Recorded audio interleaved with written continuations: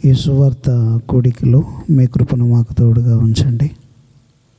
దూర ప్రాంతం నుండి వచ్చినటువంటి పెద్దలు రెవరెండ్ డాక్టర్ యోహానయ్య గారిని బట్టి, వారిని కూడా మా మధ్యకు నడిపించిన విధానాన్ని బట్టి వందనాలు చెల్లించుకుంటూ, నీ ఉన్నతమైన మాటలు వెనుక ఉన్న మాధుర్యాన్ని నీ పిల్లలకు అర్థమయ్యే రీతిలో బోధించుటకు తగిన శక్తిని నాకు అనుగ్రహించమని క్రీస్తు పేరిటి ప్రార్థన అడుగుచున్నాను కన్న తండ్రి, ఆమెన్. ప్రభునందు ప్రియమైనటువంటి దేవుని సంగమ, ఇవ్వబడినటువంటి టైటిల్ తుఫానులు ఎందుకు ఏర్పడతాయి. సహజంగా చాలామందికి ఈ టైటిల్ ఏంటో కూడా అర్థం కాదు. ఈ టైటిల్కి సువార్తకి ఉన్న సంబంధం ఏంటో కూడా అర్థం కాదు. ఇదేం టైటిల్, దేనికి సువార్తకు సంబంధం ఏంటి అనుకునే వాళ్ళు కూడా 98% ఉన్నారు. 100 మంది క్రైస్తవులుగా కనబడుతున్న వారిలో 98 మందికి ఇది అర్థం కాదు. ఎందుకంటే సువార్త అనగానే క్రీస్తు మరణ పునరుద్ధానాలన్న వార్తనే సువార్త అంటారని. మీరు వెళ్ళి సర్వసృష్టికి సువార్తను ప్రకటించండి, నమ్మి బాప్తిసం పొందినవాడు రక్షింపబడును, నమ్మని వానికి శిక్ష విధింపబడును అని బైబిల్లో చెప్పబడింది. సువార్త అంటే క్రీస్తు మరణ పునరుద్ధానాల గురించి తెలుసుకోవటమే సువార్త అని చాలామంది అనుకుంటూ ఉంటారు. ఈరోజు సమాజానికి అర్థం కాని ఎన్నో విషయాలు బైబిల్లో ఉన్నాయి. బైబిల్ అనేది ఏదో 1-2 తెగలకు సంబంధించిన పుస్తకం కాదు. బైబిల్ అనగానే ఫలానా వారి పరిశుద్ధ గ్రంథం అని కొందరు అనుకుంటున్నట్లుగా ఏదో 1-2 తెగలకు సంబంధించిన పుస్తకం అనుకుని సువార్తను కేవలం క్రీస్తు మరణ పునరుద్ధానాలకే పరిమితం చేసేశారు. ఈ ప్రపంచానికి అవసరమైన మహాజ్ఞాన గ్రంథం ఏదైనా ఉందా అని అంటే అది బైబిల్. ఈ ప్రపంచంలో మీరు ఏ చదువు చదివినా, ఈ ప్రపంచంలో ఎంత ఉన్నతమైన స్థానాన్ని మీరు అధిరోహించినా, ఆ ఉన్నతమైన స్థానాన్ని అధిరోహించడానికి ఈ ప్రపంచంలో ఉన్నటువంటి పెద్ద పెద్ద యూనివర్సిటీల్లో మీరు చదువుకునే, ఒక నెలకు ₹1 కోటి శాలరీ సంపాదించగలిగిన ఉద్యోగ బాధ్యతలు మీరు నిర్వహిస్తున్నా, మీకు కొన్ని పుస్తకాల మీద మాత్రమే అవగాహన ఉంటుంది, కొంతవరకే అవగాహన ఉంటుంది తప్ప ప్రపంచానికి అవసరమయ్యే జ్ఞానం మీద పరిపూర్ణమైన అవగాహన అనేది దొరకదు. ఎంత చదివినా ఒక సబ్జెక్టు మీద మాత్రమే మాట్లాడగలుగుతారు. అందుకనే వాళ్ళ చదువులో ఏమంటారు అని అంటే, మీరేం చదువుకున్నారు అనగానే మాట్లాడుతూ ఒక మాట చెప్తారు, నేను డాక్టరేట్ చేశానండి, డాక్టర్ చదివానండి అని అంటారు. లేదా నేను లా చేశానండి అంటారు. లేదా నేను మరి ఒక స్పెషలైజ్డ్ సబ్జెక్ట్ కంప్యూటర్స్ చేశానండి అంటారు. అంతేగాని 3 ఒక్కళ్ళే చదవలేరు. లేదా ఇంకా ప్రపంచంలో ఎన్ని చదువులు ఉన్నాయో అవన్నీ ఒక్క మనిషి చదవలేడు. కానీ బైబిల్ చదివే వ్యక్తికి మాత్రం ఏ జ్ఞానమైనా తెలుస్తుంది. అది ఏదైనా, అది బైబిల్కున్న గొప్పతనం. బైబిల్ అనగానే యేసుక్రీస్తు లేదా 2 కట్టెలు, ఆ కట్టెల మీద ఒక దేహం, ఇది కాదండి బైబిల్ అంటే. ఇది కాదు బైబిల్ అంటే. బైబిల్ అనేది ఒక పెద్ద ఓషన్.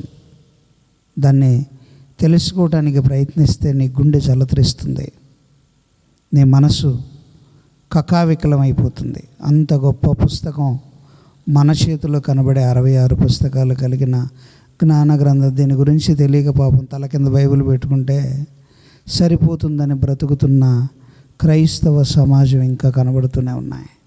తల కింద కాదు పెట్టుకోవాల్సిందే, తలలో పెట్టుకోవాలి. తల కింద పెట్టుకుంటే ఏమొస్తుంది?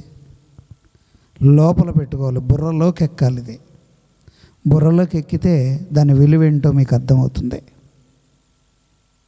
నామకార్థ క్రైస్తవులాగా మనం తల కింద పెట్టుకున్నంత మాత్రాన వచ్చే లాభం అంటే ఏం కనపడదు. ఇప్పుడు ఒక విషయాన్ని నేను మీకు చూపిస్తాను. అసలు దేవుడు అనబడినటువంటి ఒక వ్యక్తి, పరలోకమందున్న మనకు తండ్రి అనబడిన వ్యక్తి, ఆయన కుమారుడైన క్రీస్తు అనబడిన ఆ మహానుభావుడు, వీరి గురించి నేర్చుకోవటానికే మనం దేవాలయానికి వెళతాం. దాని గురించి ప్రకటింపబడేదే సువార్త అని వింటాం.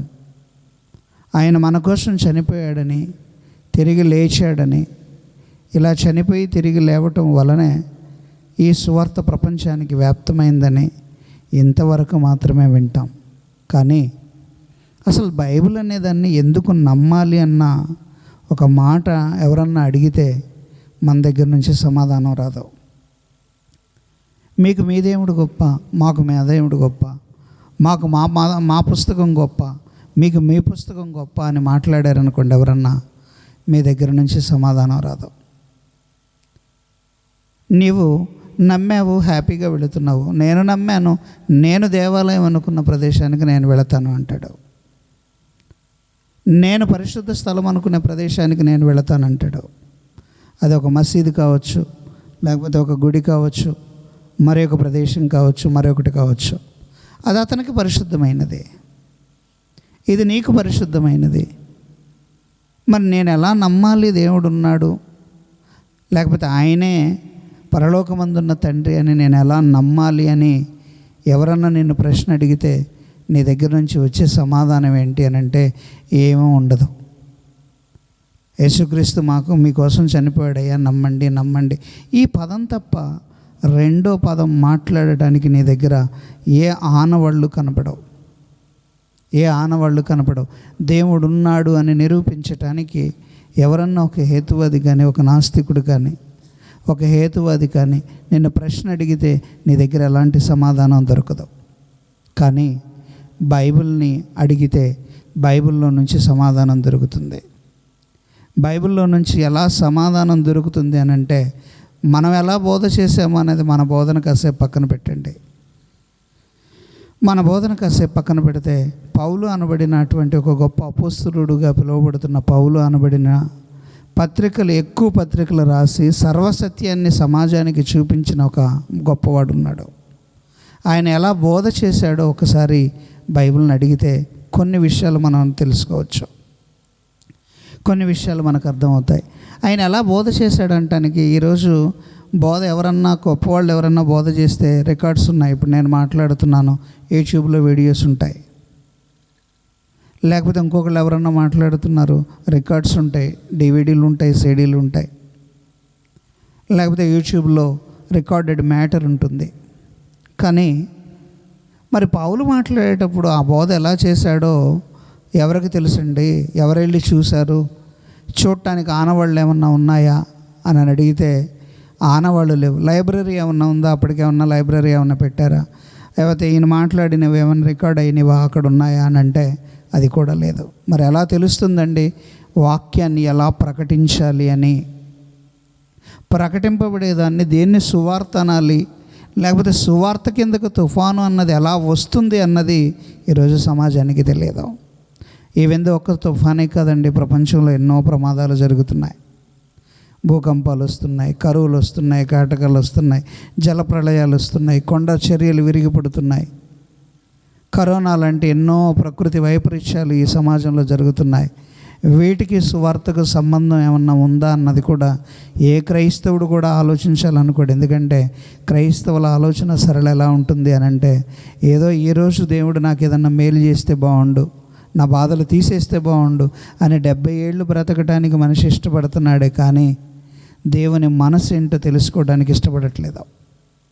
ఒక్కసారి మహానుభావుడైన పౌలు ఎలా బోధ చేశాడో బైబిల్ని అడగాలి మనం. కొరింథీయులకు రాసిన మొదటి పత్రిక ఒకసారి బైబిల్ విప్పి చూడగలిగితే, కొరింథీయులకు రాసిన మొదటి పత్రిక ఒకసారి బైబిల్ విప్పి చూడగలిగితే, అక్కడ వ్రాయబడిన ఉన్నతమైన మాటను జాగ్రత్తగా చూడగలిగితే, రెండో అధ్యాయము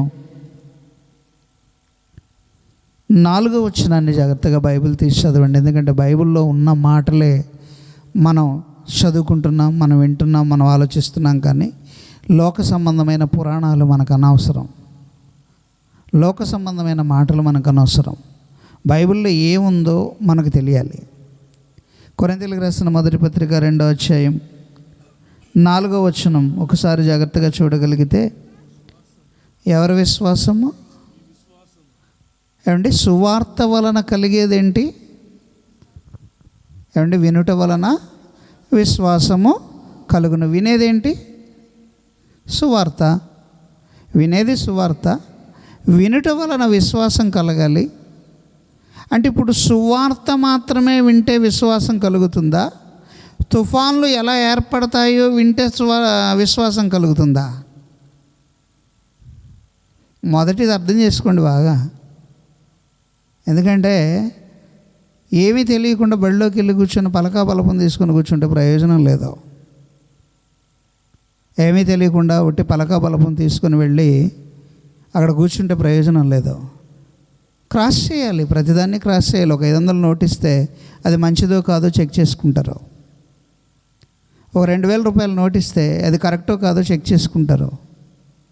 ఒక 500 ఫోన్పే చేస్తే అవి వచ్చినాయో లేదో క్రాస్ చెక్ చేసుకుంటారు. మరి వాక్యాన్ని వినేటప్పుడు ఎప్పుడు ఆలోచించరా? మరి ఆలోచించాలి కదా.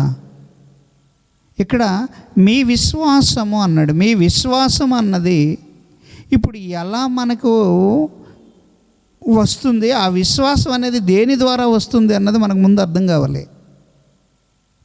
అది అర్థమైతే ఈ సువార్త అన్న పదానికి, ఈ ఇవ్వబడిన టైటిల్కి ఉన్న సంబంధం ఏంటో కూడా మీకు అర్థమవుతుంది. మీ విశ్వాసము మనుషుల జ్ఞానమును ఆధారము చేసుకొనక. ఏమండి? విశ్వాసానికి ఎప్పుడు ఆధారం ఏది ఉండాలండి? ఆధారం ఏముండాలి? ఒకదానికి ఏదైనా ఒక ఆధారం ఉంటుంది. ఎప్పుడైనా ఆధారం అనేది లేకుండా మనం ఏ ప్రయాణం, ఏ పని చేయలేం. ఆధారం అనేది ఖచ్చితంగా ఉండాలి. ఆధారం లేకుండా ప్రయాణం చేయలేం. బస్సు ఎక్కారు, బస్సు ఎక్కినప్పుడు నువ్వు ప్రయాణించడానికి నీ దగ్గర ఏదన్నా ఆధారం ఉందా అని అంటే మీరేం చెప్తారు?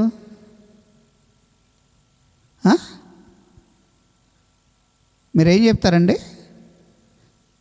ఇప్పుడు అది లేకపోతే మీకు మీరు టికెట్ డబ్బులు కట్టాలి. ఏంటి ఆధారం? దాని పేరు కూడా అలాగే పెట్టారు. ఏ కార్డు? ఆధార్ కార్డు అంట. ఆధార్ కార్డు అంటే ఏంటి? నువ్వు ఈ దేశానికి సంబంధించిన వాడివి, దొంగతనంగా ఈ ఇండియాలోకి వచ్చిన వాడివి కాదు, ఇక్కడ పుట్టినటువంటి వ్యక్తివి, ఈ సిటిజన్షిప్ నీకుంది, నువ్వు భారతదేశ పౌరసత్వం కలవాడివి, అలాగే ఏపీలో పుట్టినవాడివి, కాబట్టి ఏపీలో నువ్వు పుట్టావు కాబట్టి నువ్వు బస్సు ఎక్కితే ఫ్రీగా నీకు వెళ్ళగలగడానికి అవకాశం ఉంది అని నిన్ను నీవు చూపించుకోవటానికి గవర్నమెంట్ నీకు ఇచ్చిన ఆధారం. అవునా? దాని పేరే ఆధారం. అవునా కదంటారా? ఆధారం కదా దాని పేరు. ఎలా పెట్టాడో కానీ ఆధార్ కార్డ్ అంట. దానికి చాలా ఉందిలేండి, యూనిక్ నెంబర్ అని, చాలా దానికి అబ్రివేషన్ చాలా లెందీగా ఉంటుంది. అంత డెప్త్కి వెళ్ళి నేను మీకు చెప్పను, అది చెప్పినా మీరు అర్థం చేసుకోలేరు. అంటే నీవెవరో నువ్వు ఐడెంటిఫై చేయటానికి నీకంటూ ఒక ఆధారం గవర్నమెంట్ ఆఫ్ ఇండియా నీకు ఇస్తే, నువ్వు పరలోకానికి వెళ్ళటానికి నీకంటూ ఏది ఆధారమై ఉండాలంట అని మీరు ప్రశ్న వేస్తే, మీ విశ్వాసము మనుషుల జ్ఞానమును ఆధారము చేసుకొనక. అంటే ఇప్పుడు విశ్వాసం అనేది నీలో బలపడాలి అని అంటే, ఆ బలపడటానికి నీవు దేన్ని ఆధారంగా తీసుకోవాలి అన్నాడు అక్కడ? దేవుని శక్తిని ఆధారము చేసుకొని, మనుషుల జ్ఞానమును కాకుండా దేవుని శక్తిని ఆధారము చేసుకొని ఉండవలెనని. బాగా వినాలి, బాగా వినాలి. ఇప్పుడు మీకు అర్థమైపోయింది. దేవుని శక్తిని ఆధారము చేసుకోవాలంట. ఏది? మీ విశ్వాసం. అంటే ఇప్పుడు విశ్వాసం అనేది మనిషికి ఎంత అవసరమో అన్నది మనందరికీ తెలుసు. విశ్వాసం అనేది అవసరమనే కదండి చర్చిలు కడుతుంది. విశ్వాసం అనేది అవసరమనే కదండి దేవాలయానికి వెళుతుంది. విశ్వాసం అనేది ఎక్కడ దొరుకుతుంది అని అంటే కేవలం బైబిల్ సంబంధమైన మాటలు ప్రకటింపబడే దగ్గర విశ్వాసం అన్నది దొరుకుతుంది. ఇంకా మిగతా చోట ఎక్కడ దొరకదు. ఏమండి, విశ్వాసం అంటే ఏంటండి? మళ్ళీ ప్రశ్న అడుగుతాను మిమ్మల్ని. విశ్వాసం అన్న పదానికి అర్థం ఏంటి? ఏమండి, కరెక్టేనమ్మా మీరు చెప్పేది. విశ్వాసం అంటే అర్థం ఏంటి? హెబ్రీయులకు రాసిన పత్రిక 11వ అధ్యాయం, హెబ్రీయులకు రాసిన పత్రిక 11వ అధ్యాయం మొదటి వచనం నుండి, విశ్వాసం అనున్నది నిరీక్షించబడి వాటి యొక్క నిజస్వరూపమును. బాగా వినాలి ఇక్కడ. విశ్వాసం అనున్నది నిరీక్షింపబడు వాటి యొక్క నిజస్వరూపము. విశ్వాసం అనున్నది నిరీక్షింపబడు వాటి యొక్క నిజస్వరూపమును అదృశ్యమైనవి ఉన్నవనుటకు రుజువునై ఉన్నది. అంటే ఇప్పుడు విశ్వాసం అనేది ఎక్కడ నుంచి దొరుకుతుంది? నిరీక్షింపబడు వాటి యొక్క నిజస్వరూపం. ఏదైనా ఒకటి నిరీక్షణ కలిగి బ్రతకడానికి అవసరమైనది ఏదన్నా ఉంటే ఆ నిరీక్షణ కలిగి బ్రతకడానికి అవసరమైనది దాని యొక్క నిజమైన రూపమే విశ్వాసం. కంటికి కనబడనది ఏదన్నా ఉందో ఆ కంటికి కనబడనది ఉంది అని నువ్వు అనుకోవటానికి నీకు కావలసినదే విశ్వాసం. ఇప్పుడు చెప్పాలి మీరు బాగా జాగ్రత్తగా. అంటే ఈ పౌలు వాక్యం మాట్లాడేటప్పుడు, వాక్యాన్ని బోధించేటప్పుడు ఆ రికార్డ్స్ మన దగ్గర లేకపోయినా, దానికి సంబంధించిన ఆనవాళ్ళు మన దగ్గర లేకపోయినా, విశ్వాసం అనున్నది నిరీక్షింపబడు వాటి యొక్క నిజస్వరూపం అన్న మాటను బట్టి మీ విశ్వాసము మనుషుల జ్ఞానమును ఆధారము చేసుకొనక దేవుని శక్తిని ఆధారము చేసుకొనవలెనని నేను మాట్లాడినను, సువార్త ప్రకటించినను, జ్ఞానయుక్తమైన తీయని మాటలు వినియోగింపక. అంటే ఇప్పుడు పౌలు అనే వ్యక్తి బోధ చేసేటప్పుడు పిట్ట కథలు లేవు, పిల్లి కథలు లేవు, గరుపులు లేవు, గందరగోళాలు లేవు. మరేమున్నాయి? ఏమున్నాయండి? పౌలు అనబడినటువంటి వ్యక్తి వాక్యాన్ని ప్రకటిస్తున్నప్పుడు వాక్య ప్రకటన ఎలా ఉందంట? మీ విశ్వాసము మనుషుల జ్ఞానమును ఆధారము చేసుకొనక దేవుని శక్తిని ఆధారము చేసుకొనవలెనని నేను మాట్లాడినను, సువార్తను ప్రకటించినను, జ్ఞానయుక్తమైన తీయని మాటలు వినియోగింపక దేవుని శక్తిని కనబరచు దృష్టాంతములను వినియోగించి తిని. ఇది సువార్తలో ఉండవలసిన సత్యం. సువార్త అన్న పదానికి విలువ రావాలి అన్నా, ఆ సువార్త యొక్క గొప్పతనం నీకు తెలియాలి అన్నా, ఆ సువార్త అనేది ఎంత గొప్పదో నీకు అర్థం కావాలి అన్నా, దాని విలువేంటో నీకు అర్థం కావాలి అని అంటే నువ్వు మనుషులను చూడకూడదు. ఏ పాస్టర్ గారు రెవరెండా, ఆ రెండా, ఈ రెండా, ఏమండి 4 పదవులు ఉన్నాయా, 5 పదవులు ఉన్నాయా, ఏది ఉందా, అది కాదు ఆలోచించవలసిందే. ఏ పెద్ద పాస్టర్ గారా, చిన్న పాస్టర్ గారా, గల్లియా, ఢిల్లీయా, ఇది కాదు కావలసింది. వాక్యం. ఆ వాక్యానికి ఉన్న గొప్పతనం, ఆ వాక్యమే నీ మనసును మారుస్తుంది, ఆ వాక్యమే నీ హృదయాన్ని కదిలిస్తుంది, ఆ వాక్యమే నిన్ను బ్రతికిస్తుంది. దానికి ఆధారం కావాలి. ఆ ఆధారం ప్రకృతిలో నుంచి రావాలి. ఆ ఆధారం ప్రకృతిలో నుంచి రావాలి. ప్రకృతిలో నుంచే వచ్చే ఆ ఆధారానికి కారకుడు ఎవరో నీకు తెలియాలి. ప్రకృతిలో నుంచి ఒక ఆధారం నీకు వస్తుంది అని అంటే ఆ ఆధారానికి కారకుడు ఎవరో, ఎవరి వలన ఇది జరిగింది, అది నీకు అర్థమైతే అతని పట్ల నీకు ప్రేమ పెరుగుతుంది. నువ్వు ఇంటికి వెళ్ళగానే పంచభక్ష పరమాణాలతో టేబుల్ మీద భోజనం నీ తల్లి సిద్ధపరిచి పెట్టింది అనగానే ఆ భోజనాన్ని చూడగానే నీకు ఆనందం వేసి నీకు ఇష్టమైన భోజనాన్ని, నీకు ఇష్టమైన ఆహార పదార్థాన్ని, 5-6 రకాల ఆహార పదార్థాలని నీకు తయారు చేసి ఆ టేబుల్ మీద పెట్టగానే ఆవురంటూ ఆనందంగా తినే ముందు ఈ ఆహారాన్ని తెచ్చిచ్చిన నీ తండ్రి ఎంత కష్టపడి ఉన్నాడో అనేది నువ్వు ఆలోచిస్తే అప్పుడు అర్థమవుతుంది తండ్రి అంటే ఎవరో.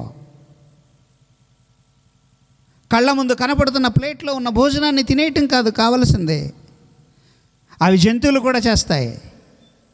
అవి జంతువులు కూడా చేస్తాయి. వాటికి ఆకలి అవుతుంది, వాటికి కూడా ఆకలి అవగానే ఎక్కడ ఏది కనపడుతుందో అంటుంది, తినేస్తుంది. మరి నీకు మనిషికి తేడా ఏంటి? నీకు జంతువుకి తేడా ఏంటి? ఆ జంతువు చేసే పని నువ్వు చేయగలుగుతున్నావా?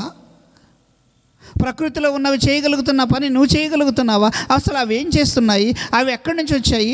ఎందుకున్నాయి? ఎవరు ఏమీ ఆలోచన. తుఫాను వచ్చింది, పోయింది.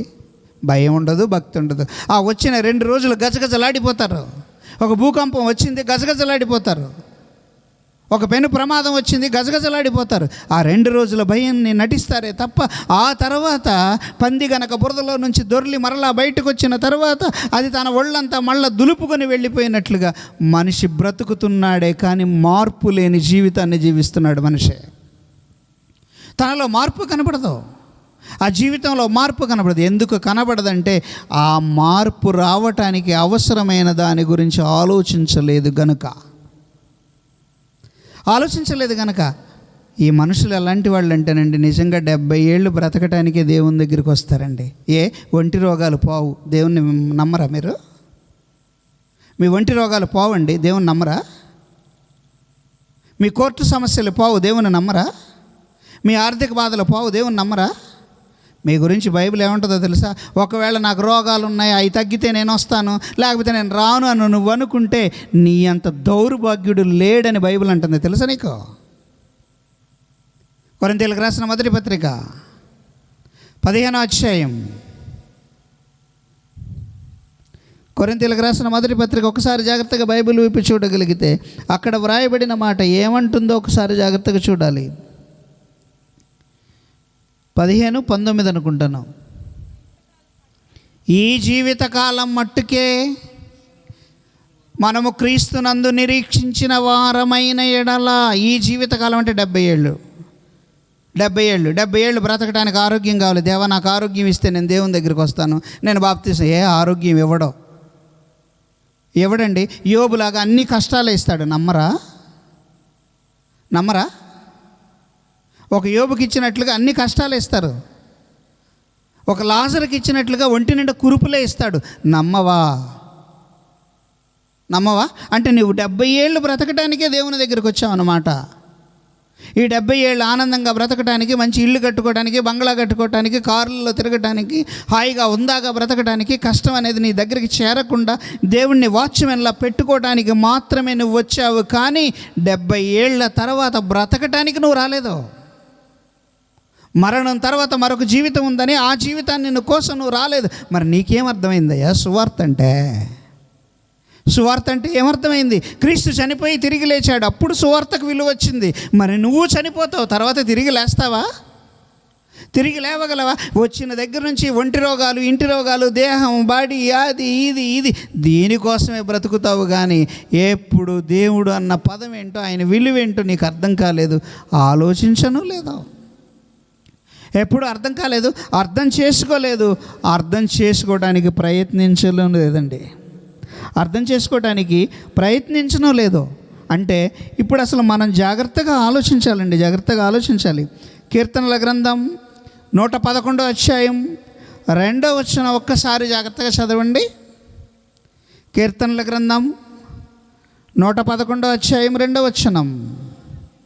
యెహోవా క్రియలు గొప్పవి, వాటి యందు ఇష్టము కలవారు వాటిని విచారించుదురు. ఇప్పుడు తుఫాను గురించి ఆలోచించకూడదా? మాట్లాడితే తుఫాన్ ఏంటి, అక్కడ వాయుగుండం అంటాడు, ఇక్కడ వాయుగుండం అంటాడు, 4 రోజుల తర్వాత మళ్ళీ వాయుగుండం అంటాడు, లేకపోతే మళ్ళీ అక్కడ విపరీతమైన వాయుగుండం అంటాడు, అటువైపే వచ్చిందంటాడు, ఇటువైపే వచ్చిందంటాడు. ఇది తెలుసుకోకూడదా? ఇది సువార్త కాదా? ఏమి బుర్రలేని ఆలోచనలండి,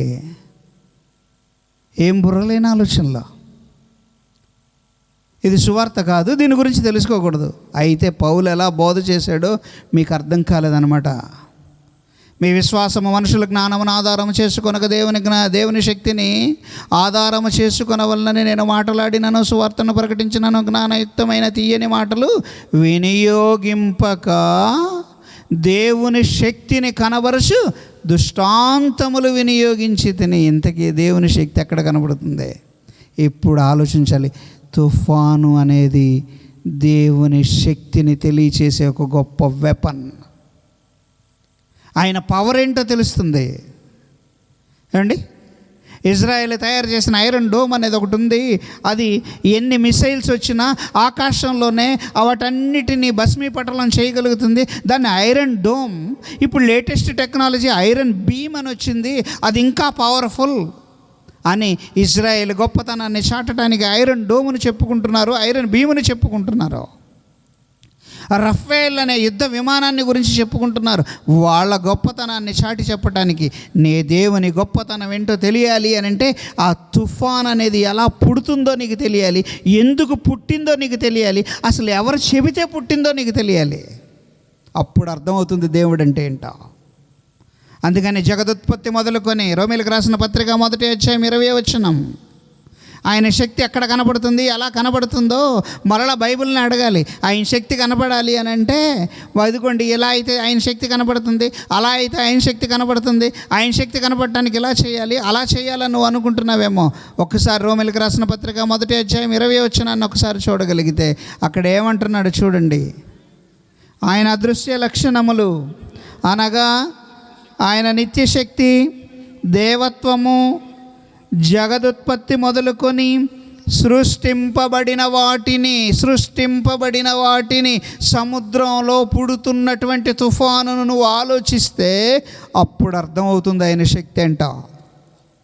భూమిలో పుట్టేటువంటి భూకంపాన్ని నువ్వు ఆలోచిస్తే అప్పుడు అర్థమవుతుంది దేవుని శక్తి అంట. ఏమండి, ఈ విశాల మైదానంలో కనబడుతున్న అన్ని పెనుగాలిని నువ్వు విచారిస్తే అప్పుడు అర్థమవుతుంది. ఇసుక ఎడారిలో పెట్టేటువంటి టోర్నడోలను నువ్వు ఆలోచిస్తే అప్పుడు అర్థమవుతుంది దేవుని పవర్ ఏంటో. ఏదో ఊరకు రమ్మనగానే వచ్చేసాయి, వెళ్ళమనగానే వెళ్ళిపోయాయి, వాటికి ఎవరో ఏవి చెప్పరు, అవి అంతటి అవే వచ్చేస్తాయండి. ఇది ప్రకృతి వైపరీత్యాలండి. తుఫాను పుట్టడానికి శాస్త్రం చెప్పే సమాధానం ఏంటో తెలుసండి. సముద్రము పైన ఉన్న గాలి ఆ వేడికి బాగా వేడెక్కి ఆ సముద్రము పైన ఆ మేఘానికి ఆకాశానికి ఆ నీటికి మధ్య ఆ వేడి బాగా ఒక చోట పడుతున్నప్పుడు ఆ వేడి పడే ప్రదేశంలో ఉన్న గాలంతా బాగా వేడెక్కినప్పుడు ఆ వేడెక్కిన గాలి పైకి వెళ్ళిపోయినప్పుడు అక్కడికి చల్లగాలి వీచినప్పుడు అక్కడ కేంద్రీకృతం అవుతుంది అని అంటాడు తుఫాను. తెలుసా మీకు? తుఫాను పుట్టడానికి కారణం అదండి. అక్కడ ఒక కన్ను ఏర్పడుతుంది, ఆ కన్ను ఏర్పడిన ప్రదేశంలో ప్రశాంతంగా ఉంటుంది, కానీ ఆ చుట్టుపక్కల విపరీతమైన గాలి వీస్తుంది అనేది సైంటిఫిక్ ఇన్ఫర్మేషన్ ప్రకారంగా మీరు చదివితే మీకు అర్థమయ్యేది. అర్థమైందండి? మీరు చదివితే మీకు అర్థమవుతుంది. ఇలాంటివి చెప్పాలంటే నేను ఎంత కష్టపడాలో మీకు తెలియదు. ఏదో జక్కరయ్య చెట్టు ఎక్కాడు, చెట్టు దిగాడు, హల్లెలూయా ఆమేన్ చెప్పమంటే 5 నిమిషాలు ఏదని ఎవరైనా చెప్తాం. అంతేగాని దేవుని గొప్పతనాన్ని వివరించాలి అని అంటే ఆయన శక్తి సామర్థ్యాలు ఏంటో నీకు తెలియాలి, ఆయన పవర్ ఏంటో కూడా నీకు తెలియాలి. ఆయన పవర్ ఏంటో, ఆయన శక్తి సామర్థ్యాలు ఏంటో, ఆయన యొక్క గొప్పతనం ఏంటో మీకు తెలియాలండి. బాగా తెలిస్తేనే అప్పుడు అర్థమవుతుంది దేవుని గురించి. ఒక ప్రదేశంలో సముద్రం వేడెక్కినప్పుడు ఆ వేడెక్కిన ప్రదేశంలో నుండి గాలి పైకి వెళ్ళిపోయినప్పుడు అక్కడ ఏర్పడేటువంటి దాన్నే తుఫాను అనని, హారికేన్ అని, తుఫాన్ అని మాట్లాడతారు. హారికేన్ అని, తుఫాన్ అని మాట్లాడతారండి. అలా చెప్పడానికి దాని గురించిన ఒక ఇన్ఫర్మేషన్ ఇచ్చాడు. ఒకసారి మీకు చెప్తాను. అది దాని గురించి ఇన్ఫర్మేషన్ ఎలా ఇచ్చాడు అంటానికి దీనికి చాలా హిస్టరీ ఇచ్చాడు, కానీ అదంతా ఇప్పుడు నేను మీకు చెప్పినా మీకు అర్థం కాదు. కానీ ఒక చిన్న మాట చెప్పి ముగిస్తాను. దానికి ఉష్ణమండలపు ప్రాంతంలో మహాసముద్రాలు వేడిని, నీటిని వాతావరణంలోనికి విడుదల చేసినప్పుడు హారికేన్లు రూపొందటం మొదలవుతుంది. దానితో వేడెక్కిన గాలి పైకి ఎగిసిపోతుంది. అది గాలిలోని నీటి ఆవిరిని బాష్పీభవనం చెంది మేఘాలు, వర్షాలు ఏర్పడతాయి. ఈ బాష్పీభవనమే వర్ష మేఘాలను రూపొందిస్తుంది. ఉష్ణమండలాల సముద్రాల పైభాగంలో వేడెక్కిన ఉష్ణం ఉపరితలం మీద అల్పపీడన మండలాన్ని సృష్టిస్తుంది. ఇది అదనపు వేడిగాలిని, తేమగాలిని కలుస్తుంది. అంతకంతకు పెరిగి తుఫాను పీడనం నీటిని ఆకాశం దిశగా ఉవ్వెత్తున ఎగిసేలా చేస్తుంది. భూమి భ్రమణం ప్రభావం వల్ల గాలులు వలయాకారంగా తిరిగే వేగం అమాంతంగా పెరుగుతుంది. ఆ విధంగా తుఫాను ఏర్పడుతుంది.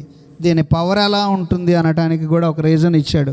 ఒక్కసారి పట్టాలపై ఉన్న రైలు బోగీలను కూడా గాలిలోనికి లేపివేయగలదు. 1879లో అమెరికాలోని కాన్సన్లో సంభవించిన టోర్నడోలో సుడిగాలి ఒక ఉక్కు వంతెనను ధ్వంసం చేసింది. వంతెన కింద పారే నదిలోని నీటిని ఏనుగు తొండంతో పీల్చినట్లుగా తోడేసి నదినే ఎండబారేలా చేసింది. ఇది నేను రాసుకొచ్చింది కదండి, ఒక సైంటిఫిక్ మ్యాగజైన్. ఈ మ్యాగజైన్ 2005లో ప్రింట్ అయిన ఒక మ్యాగజైన్. 2005. ఇప్పుడు కాదు, నేను ఎప్పుడో చూసిన దాన్ని జాగ్రత్త చేసి పక్కన పెట్టాను. అంటే ఇప్పుడు ఆలోచించాలి జాగ్రత్తగా. ఇవేమన్నా గాలికి ఊరకొరకనే తయారైపోతాయా? జగదుత్పత్తి మొదలుకొని సృష్టింపబడిన వాటిని ఆలోచించటం వలన అని అన్నాడు కదా. ఇప్పుడు ఇందాక మనం చదువుకున్నాం కదా 111:2లో, యెహోవా క్రియలు గొప్పవి, వాటి యందు ఇష్టము కలవారు వాటిని విచారించుదురు. ఇప్పుడు తుఫాను అనేది బయలుదేరటానికి ఏ గవర్నమెంట్ ఇన్స్ట్రక్షన్ ఇస్తే తుఫాను బయలుదేరుతుంది? ఏ గవర్నమెంట్ ఇన్స్ట్రక్షన్ ఇస్తే? అమెరికా ఏమన్నా ఇన్స్ట్రక్షన్ ఇస్తే తుఫాను బయలుదేరుతుందా? ఆలోచించాలి మీరు. చూస్తారా బైబిల్లో ఎవరు చెబితే బయలుదేరుతుందో? 107 కీర్తనల గ్రంథం 25వ వచనం. కీర్తనల గ్రంథం 107:25. కీర్తనల గ్రంథం 107:25. ఎవరు సెలవీయగా? పరలోకమందున్న తండ్రి సెలవీయగా తుఫాను పుట్టెను, అది దాని తరంగములను పైకెత్తును. అండి, ఎవరు చెప్తే వచ్చిందంట తుఫాను? 135:7 కీర్తనల గ్రంథం 135:7. భూదిగంతముల నుండి ఆవిరి లేవ చేయువాడు ఆయనే, వాన కురియునట్లు మెరుపు పుట్టించువాడు ఆయనే. ఆయన తన నిధులలో నుండి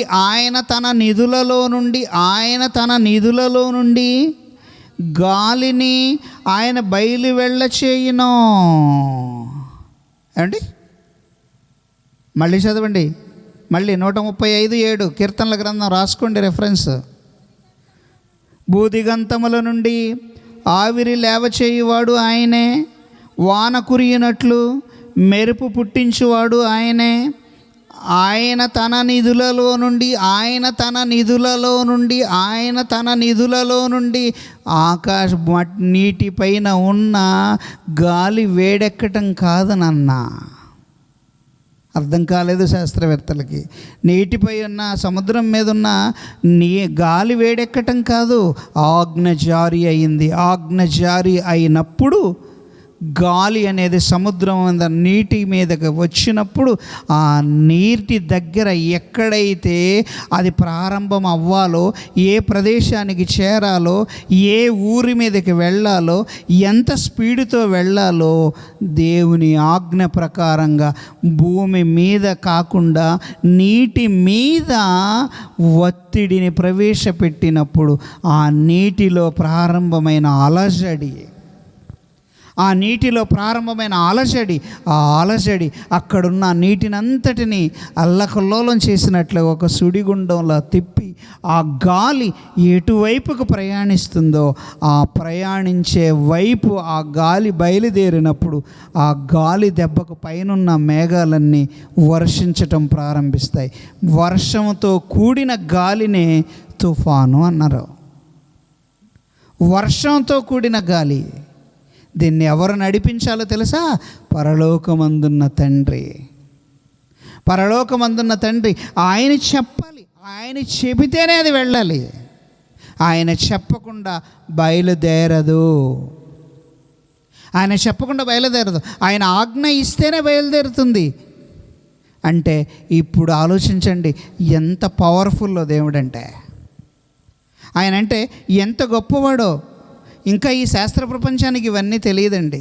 ఇవన్నీ వాళ్ళు ఏదో రీసెర్చ్ చేసి ఇప్పుడు ఒకటి అంటారు, రేపు ఇంకొకటి అంటారు. యోబు గ్రంథం 37:9. యోబు గ్రంథం 37:9 ఒకసారి చూడండి. యోబు గ్రంథం 37:9. మరుగు స్థానములో నుండి తుఫాను వచ్చును. మరుగు స్థానములో నుండి అంటే అది ఎక్కడి నుంచి బయలుదేరుతుందో ఎవరికీ తెలియదు. మరుగు స్థానం అంటే అర్థం ఏంటండి?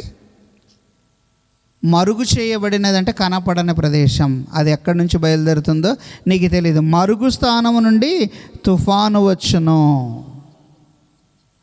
ఏమండి? కీర్తనల గ్రంథం 148వ అధ్యాయం.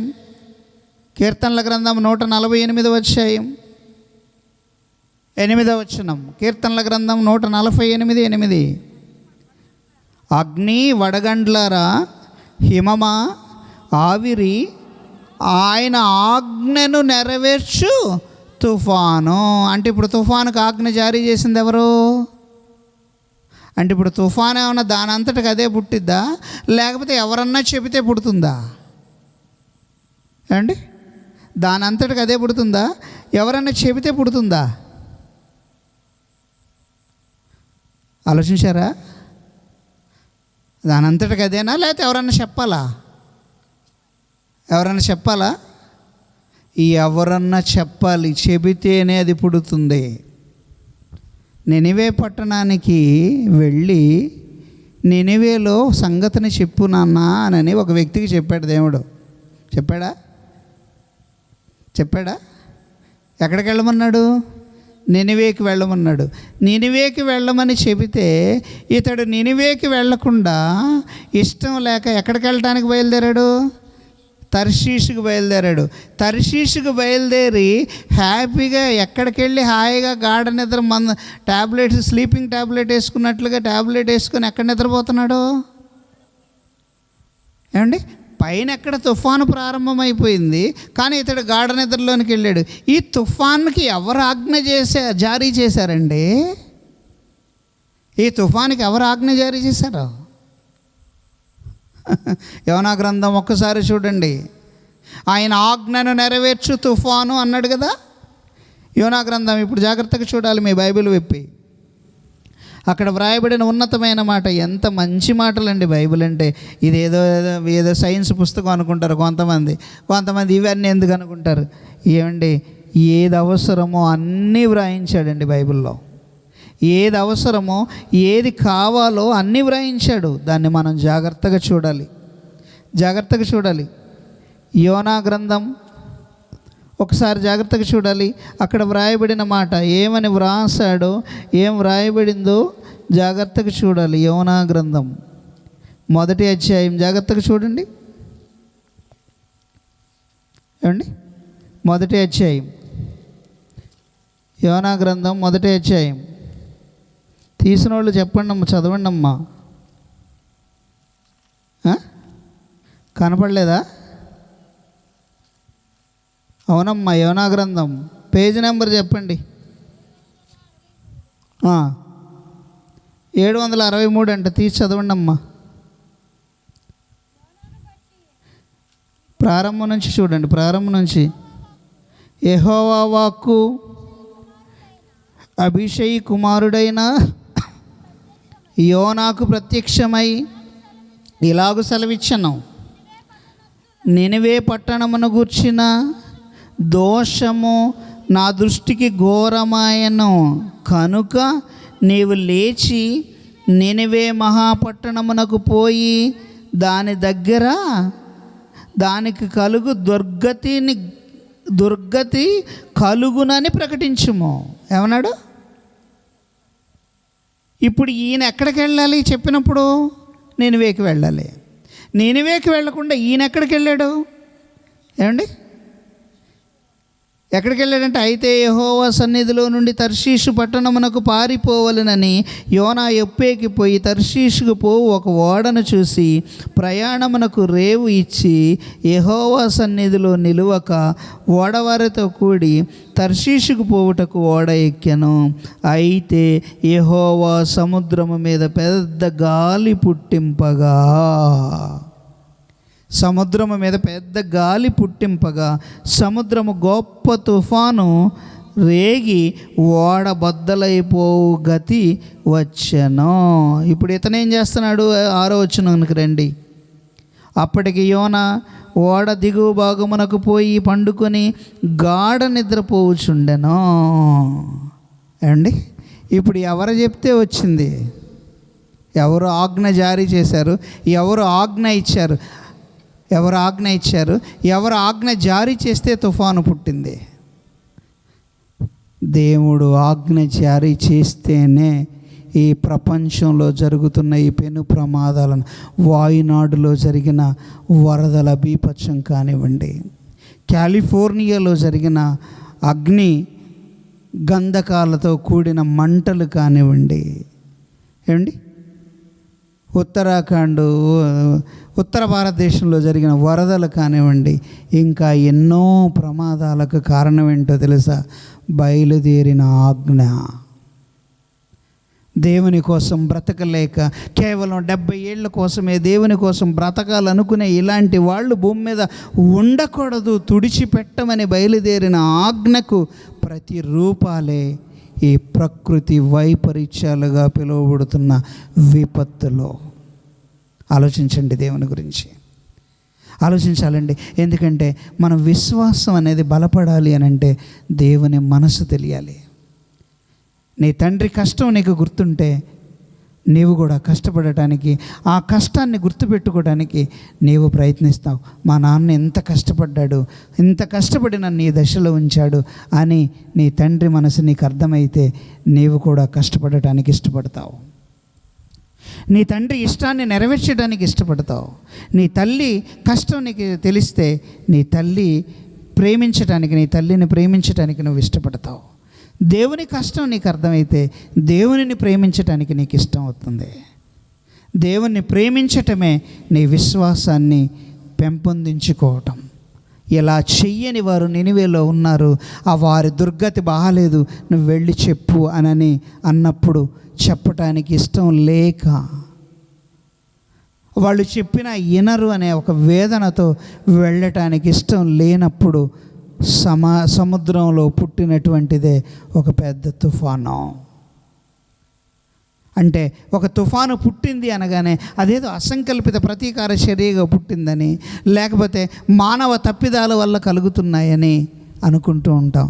మానవ తప్పిదాల వల్ల కలుగుతున్న మాట వాస్తవమే, కానీ మానవ తప్పిదాలతో పాటు దేవుని ఆజ్ఞ లేకుండా ప్రకృతి ఎప్పుడు మన మీదకు రాదు. గుర్తుపెట్టుకోండి, మన మీదకు రావాలి అనంటే, ప్రకృతి మన మీదకు కన్నెర్ర చెయ్యాలి అనంటే మన తప్పులు కూడా కొన్ని దేవునికి కనబడుతున్నాయి కనుక, మన విశ్వాసం సరిగా లేకపోవటం వలన, విశ్వాసాన్ని దేనితో ఆధారం చెయ్యాలో చేతకాకపోవటం వలన, కేవలం నామకార్థమైన క్రైస్తవునిగా బ్రతకటం వలనే ప్రకృతిలో ఎన్ని విపత్తులు కలుగుతున్నాయి.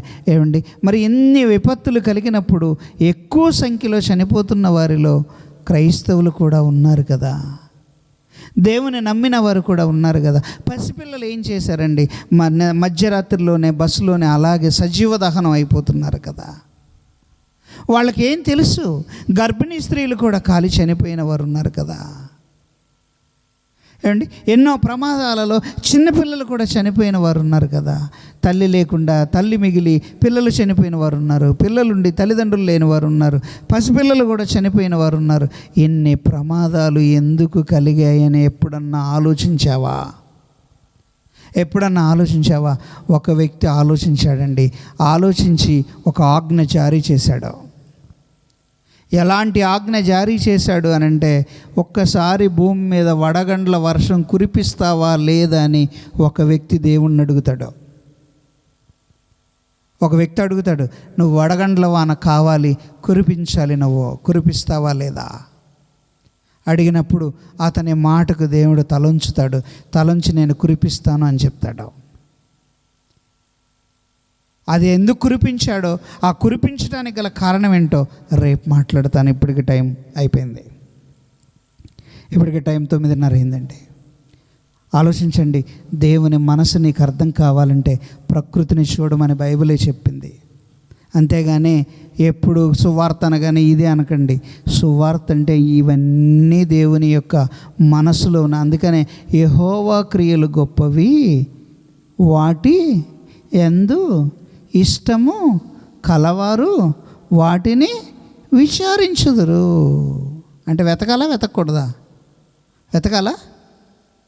కొత్తలో నేను వాక్యాన్ని నేర్చుకుంటున్నప్పుడు అండి, ఒక అతను వచ్చి, మీరు ఈ సైన్స్ ఎక్కువ చెప్తారు, సైన్స్ ఎందుకండి, సువార్త చెప్పాలి కానీ అన్నారు. నిజమా? సువార్త చెప్తే ఎవరు మారతారు?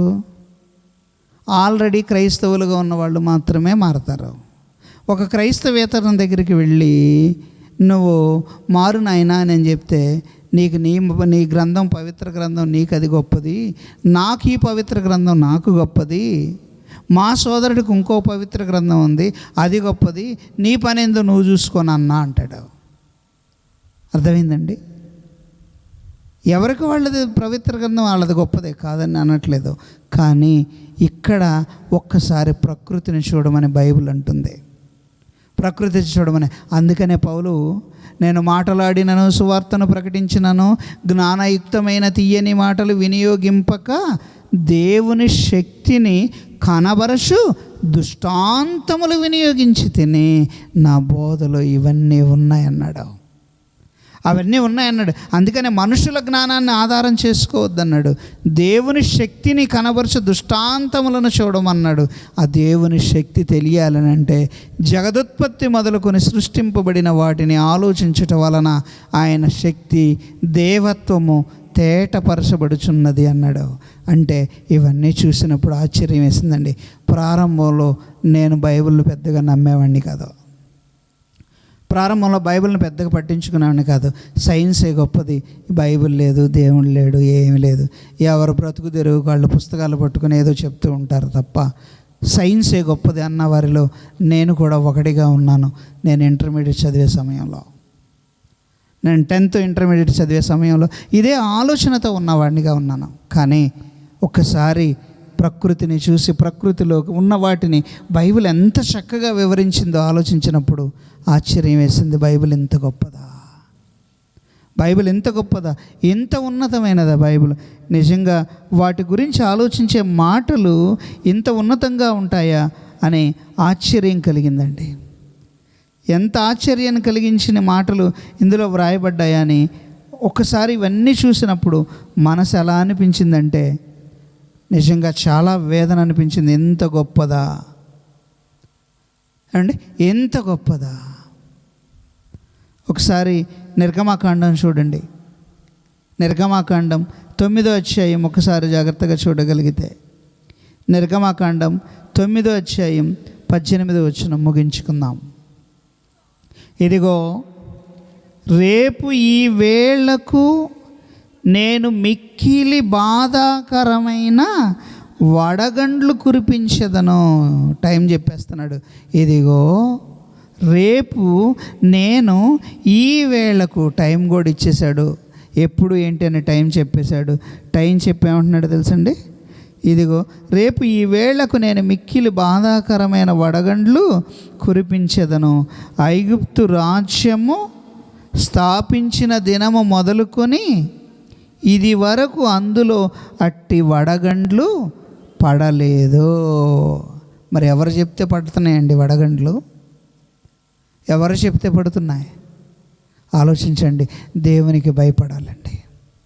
జపన్యా గ్రంథం ఒకసారి చూడండి, ముగిస్తాను. జపన్యా గ్రంథం 2వ అధ్యాయం, జపన్యా గ్రంథం 2వ అధ్యాయం 1వ వచనం. ఇది తిట్టా పొగడతా అండి? మన వాడుక భాషలో మనం కూడా అంటారు కదా, ఏమంటారండి? ఇప్పుడు వాడుక భాషలో ఈ పదం ఎలా ఉంటుంది? మనం మీ ఇద్దరు తిట్టుకుంటున్నారు, లేదా ఇంట్లో ఉన్న తల్లి పిల్లల్ని అంటుంది, ఏమంటుంది? ఇంత స్వచ్ఛంగా గ్రాంధిక భాషలో మాట్లాడరు. గ్రాంధిక భాషలో సిగ్గుమాలిన జనులారా అన్నారు. ఇది వాడుక భాషలో ఎలా ఉంటుంది? ఎలా ఉంటుంది? సిగ్గులేనోడా. అంతేనా? ఇప్పుడు ఎవరు అంటున్నారు ఈ మాట? ఎవరిని అంటున్నారు? ఎవరు అనిపించుకుంటున్నారు? అనిపించుకునే వాళ్ళు ఎవరు? అనే ఆయన ఎవరు? ఇప్పుడు అనిపించుకునే జాబితాలో నీవు నేను ఉన్నానా లేదా? అనే ఆయన ఎవరు? పరలోకమందున్న తండ్రి. అనిపించుకునే వాళ్ళు ఎవరు? మనమే. ఇప్పుడు సిగ్గులోని వాళ్ళు ఎవరు? ఈ సంవత్సరం మీటింగ్ పెట్టినా ఇలాగే ఉంటారు, ఇంకా ఇంక సంవత్సరం మీటింగ్ పెట్టినా ఇలాగే ఉంటారు, ఆ పై వచ్చే సంవత్సరం మీటింగ్ పెట్టి 1 కేజీ బంగారం ఇచ్చినా ఇలాగే ఉంటారు. మార్పేమీ